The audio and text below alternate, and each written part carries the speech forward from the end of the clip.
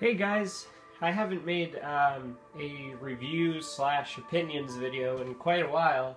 So what I want to do is just cover more or less the pros and cons of the PlayStation 4, things that I hate about it, things I really like about it, to kind of just, if you haven't yet purchased one, to kind of give you whether or not you should buy one now or if you should continue to wait.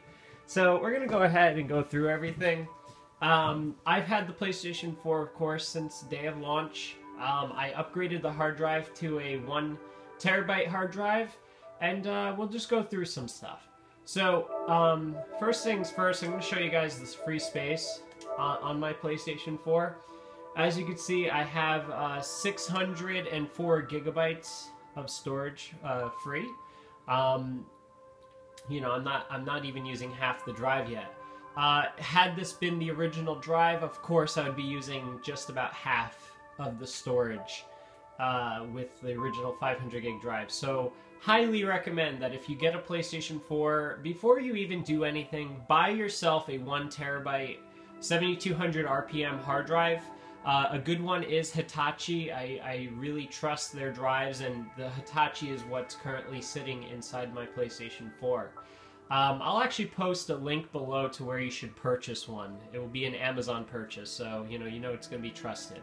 But it loads pretty fast, and if you follow the instructions that are on Sony's site, you have to format a flash drive with the full system software, and it will copy it to the new hard drive, and you'll be all set. And this will prevent you from having to worry about space management in the future. Of course, hard drives will get bigger over time. You'll eventually start seeing 2 terabyte laptop hard drives and whatnot. But for the time being, 1 terabyte seems to be sort of the max you can get for a laptop drive. And this does fit perfectly. Thermals are perfect, no problems. What I want to discuss first is the main menu. It's kind of like the old setup on the PlayStation 3, which was the XMB, but it does a lot more. And the biggest problem with this interface is it just keeps going and going. Like, it's not like with the PlayStation 3 where you could have folders, so you would go to games, and then you'd be able to organize it by disc. So only the game that you have with a disc, when you popped it in, it would be the first listed. Or you could go down to folders, so you can have PlayStation 3 titles. You could have your PS Vita or PSP titles all split up, and it just made more sense in that way. This just keeps going, and it's based in the order of when you last played. So the last game, obviously the game that you have inserted into your console will always be on the left, will always be the easiest to select, which is great. But the downloaded titles and stuff, you have to keep going over to the side to access them. And I really wish Sony would release some sort of update, kind of redesign the interface a little bit, so that way it's not too much of a headache going over here. One of the things Sony does is with these drop downs. So when you go to, like for instance, TV and video, you go down and then you have more selectable titles. And you can see the items with the little triangle pointing down. These have yet to be downloaded. I wish it would just list only the things you downloaded, because there is no particular order.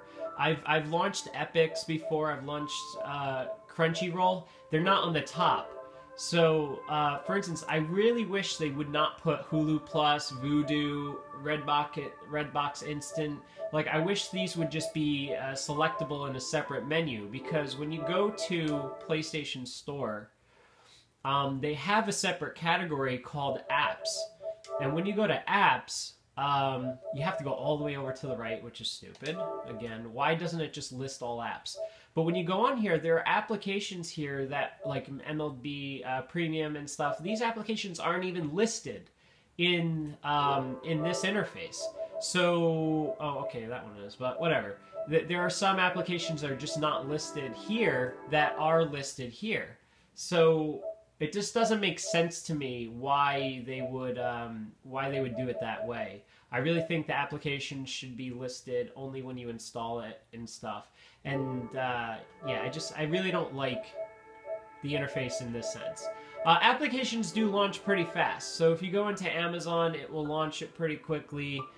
You go into Netflix, it'll launch it pretty quickly. So, I mean, streaming on here is by far blows the PlayStation 3 out of the water. It is very, very fast and fluid. When you go into your games, one of the things that I've shown off in a previous video was when you pop in a disc. So, for instance, when I bought Watch Dogs, popped it in, I literally went, got myself a drink of water, came back, the game was up and ready to run. What it will also do is when you buy a brand new game, if it's been out for a while and there's an update available, once you pop in the disc, as it's starting the installation for the game, it will also start downloading the update file, which is great. So when you go into your notifications, this is where it will show up. You'll see that these are the update files. And they're automatic. It's not like the PlayStation 3 where you go to launch the game and then it gives you a yes or no question and answer saying, hey, look, there's an update. Do you want to do it? And then you have to sit there doing nothing while it's updating. You can play the game while it's downloading the update file. You just can't play online, which is great. It works really well. However, this is one of my little pet peeves with the console. One of the things that Sony advertised the hell out of was background updating. And I find that it doesn't work quite as well as they promised. A lot of these, I had to select the game before it would start updating the game again. So if for instance, if I haven't played, Pinball Arcade in a while, when I go to launch it, it will all of a sudden start downloading the update, rather than updating the game while I'm not using the console, which is the whole point of being on standby. So that's another area that Sony really needs to improve on. The other interface is this. So when you go and you push down on your game, you're given this like more in-depth look. So some games you get this wallpaper, some games you don't. Some games have music. So if you go to, for instance, Killzone Shadowfall, it has its own music. And it will show you different things. So it'll show you, multiplayer. You could launch multiplayer from this interface. It shows you your trophies for the game. You can see your friends' trophies. So, for instance, recent activities, you can go down, you can see your friends when they played it, what they got, anytime they achieved a rank. It's a pretty good interface for this. Okay. They have this new thing where they mark your trophies, whether they're ultra rare, common, like based on the percentage of people that actually achieve these trophies. It's kind of cool. Kind of gives you this little specialty on that. But yeah, it tells you how big the game is. So for instance, Watch Dogs is 19.4 gigs. Dead Nation is 2.4 gigs. Contrast, which is really good, 2.6 gigs. Call of Duty is big. This one's 51.4 gigs. And it'll show you the new DLC packs and stuff that you can buy. So it's kind of cool that they show you the add-ons right here.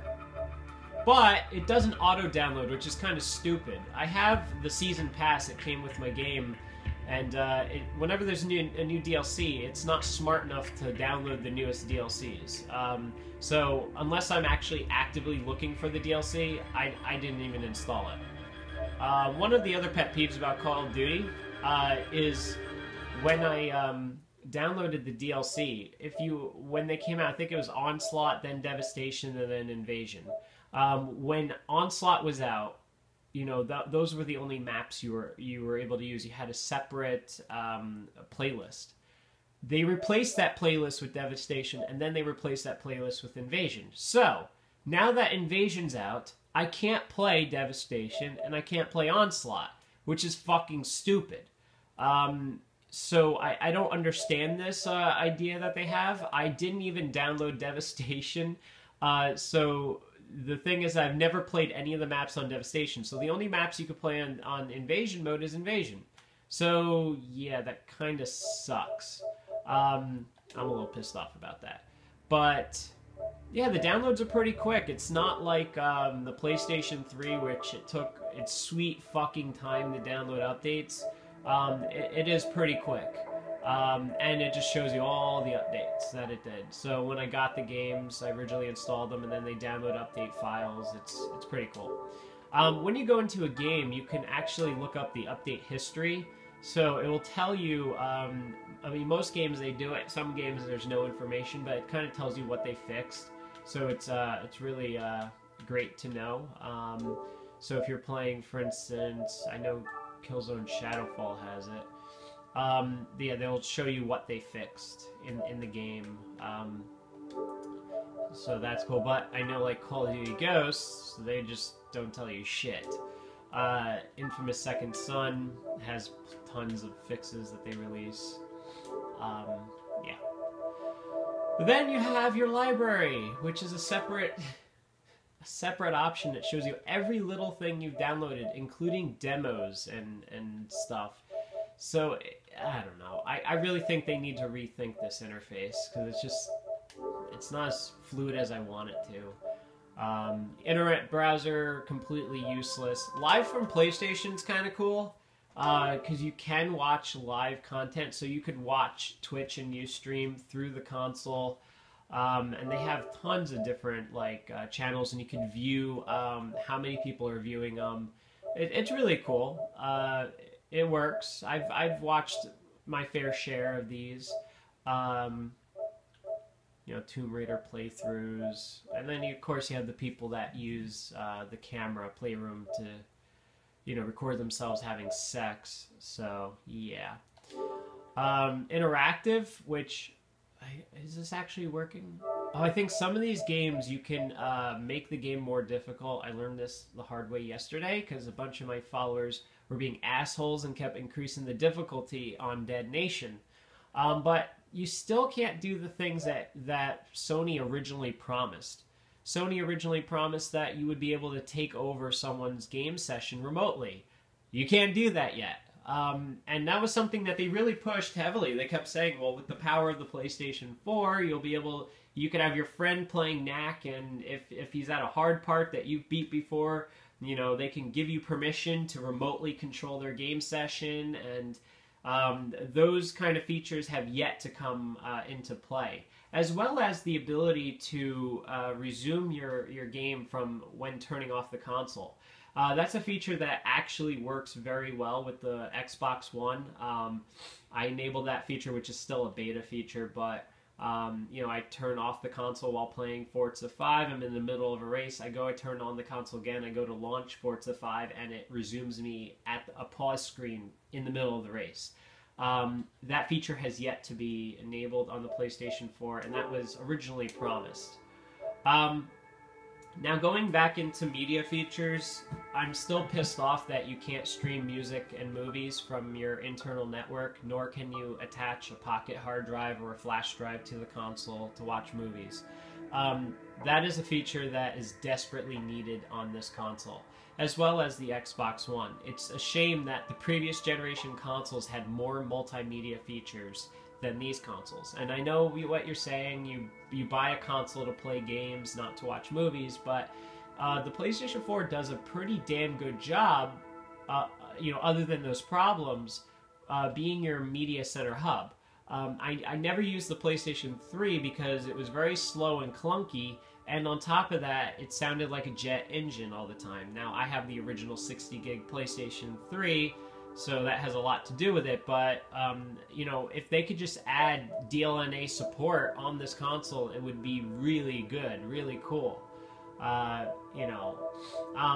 We'll dive into the store a little bit, but yeah, you have your friends list, messaging, party chats, you can look at your profile, your trophy list, more settings, you could turn off the console.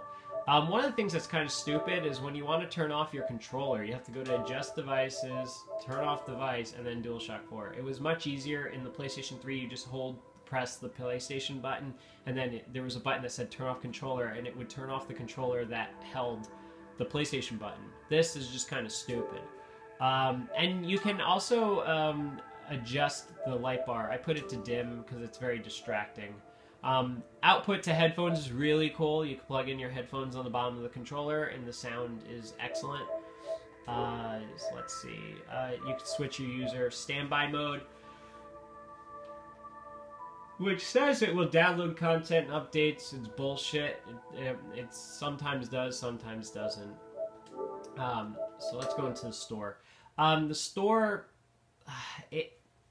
it's much faster than it is on the PlayStation 3, but I still think the old store design on the PlayStation 3 was far superior to this. Because some of these just don't fucking make sense. So if you go into PlayStation Plus, you're given this interface, which it's not even a list thing, it's just these giant titles, and you have to keep going over to the side, and it just shows you like little highlights. It doesn't even show you much about PlayStation Plus. You go down to games, and now you have PlayStation Plus again. So this is a redundancy for the interface. Kind of stupid. But I picked games, and coming soon, they're showing fucking movies. Fucking movies. In the list of coming soon. This is not a game, so why the fuck is it in this list? And I know it's an advertisement for an upcoming movie, but this is stupid. You know what? There is a movies catalog. Why the fuck don't you put that movie list in the movies catalog? No, you put it in the games catalog, you stupid... Oh, God. But the problem is, if you do coming soon, you hit coming soon, it just brings you to this interface. You have to go all the way to the right, and then you would have a coming soon list. This kind of list is what I want to fucking see when I push the button, not that giant wallpaper, scrolling shit. And then, you got your list here, which is fine. This is the interface that I want to see. I want this to be the default. Not this. Because there's a lot of extra scrolling that you have to do. Again, PlayStation Plus, must-haves. Now you go into another list. So it's so much inconsistency in the user interface. Sometimes they go into wallpapers, sometimes they go into this. But now you have the fucking Purge. So again, we're in games. That's what we're looking at right now. We're looking at games, and they have an advertisement for The Purge, another fucking movie. Okay, and then they have Destiny, which is fine. They have Destiny, great. Day One Digital. Again, you have to go all the way to the right. And then you can look at the full list of games. Again, it's really stupid of an interface. I could have designed something a little bit better. Again, if you're going into digital only, they show Russell Crowe, Noah again, not something that's not a fucking video game. And then you could go down the list of all digital only games. Yeah.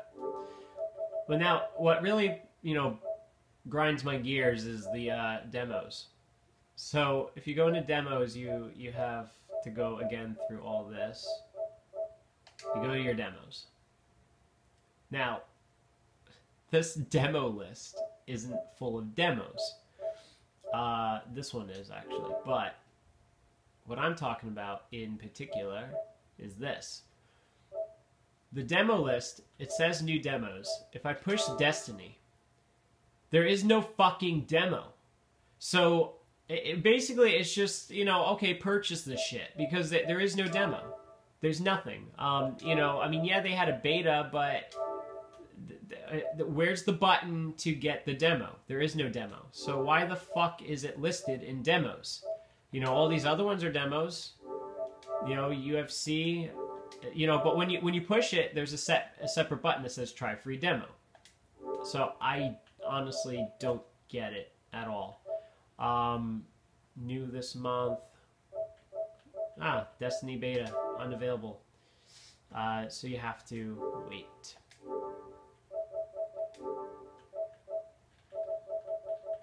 They have a list of indies, add-ons, all games, cross-platform.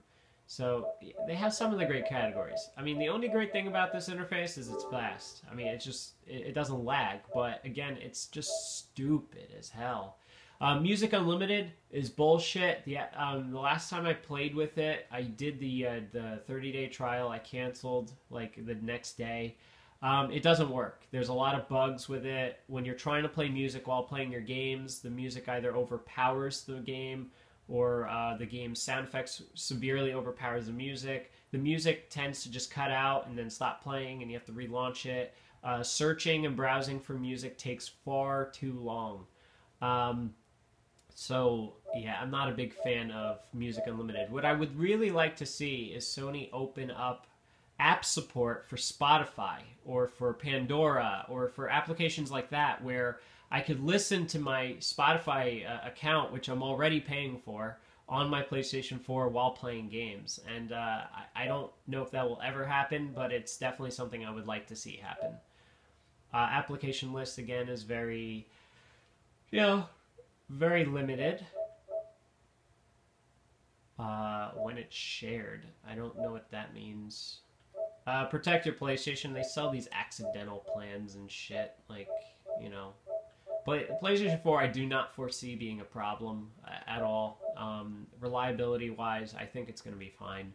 And then you can view your downloads, redeem codes, and you have some videos. Which, another thing, Video Unlimited is not unlimited. It's not like Netflix. You have to pay per watch. So why the fuck do they call it Video Unlimited? Music Unlimited is unlimited. It's, you pay one price and you can listen to as much music as you want. So I really think they need to consider renaming that because it doesn't match what their service actually is. So that's basically everything on the PlayStation 4. If you guys have any comments, concerns, or if you have any specific questions, overall, it's a great console. It has a lot of expectations that have yet to be lived up to. Again, if you're buying this thing strictly for graphics, it doesn't even come close to the graphics that my rig can actually provide. Just as a reminder, my graphics card in my gaming rig is 3 times more powerful than the PlayStation 4. If it comes down to the only console you should buy, it's still difficult of a decision to make. A lot of these games, I play them once and I never play them again. Killzone Shadowfall, I beat it like a week or two after the console came out, and I haven't played it since. Knack, I want to run it over with my car because it's shit. Assassin's Creed, I didn't really care for it much. So it really comes down to your preference. Right now, I really think you should hold off because this console has sat dormant for a lot of time, and right now all I'm using it for is Netflix and movies and Blu-rays. That's all I'm using this console right now for. So it really comes down to, okay, are you going to spend a lot of time on Watch Dogs? Are you going to like Call of Duty? It right now just doesn't have the games to justify the price right now. And the same is true for the Xbox One. I only own one game for the Xbox One because it's also a console that it's not worth the price right now. You're better off sticking with your current gen console than these. Buying a Wii U is even better right now than buying these consoles because there's just a lot more better games on that console. But this console has a lot of promise. It's the most powerful console of the 3. Developers have a very large, high ceiling that, won't restrict them as much as previous generations. But there just hasn't been that killer title that really says you need a PlayStation 4. And everyone's like, oh, Destiny is going to be big. Destiny is going to be the best fucking thing in the world. Well, Destiny is also a multi-plat, so it's not like, it's going to be a console seller. Like, I'm pretty damn disappointed with the console just in the first year. I know it's the same thing with the PlayStation 3. That was pretty disappointing, but I don't know. I really think that this console hasn't met expectations, and it's strictly, it's more so the game library than it is the actual hardware. As I said, a lot of these little nitpicky things I have with the interface, they're just nitpicky. It's not make or break. It's nowhere near as bad as the PlayStation 3 was, where every fucking thing you wanted to do on that console required an update, that you had to grab a cup of coffee and sit there and wait for the fucking thing to get its, shit together. This console, they've done a very good job making it less in your face, less in your way, and making you wait less. Great. Just start releasing good games. Release exclusives that we really want. I'm not looking forward to The Order. I'm not looking forward to Uncharted 4. I'm not looking forward to those games. I want like another MotorStorm. I want another Infamous that doesn't fucking suck, because Infamous Second Son was shit. It was such a letdown. This game I was so excited for. I got it day of launch, and I was disappointed.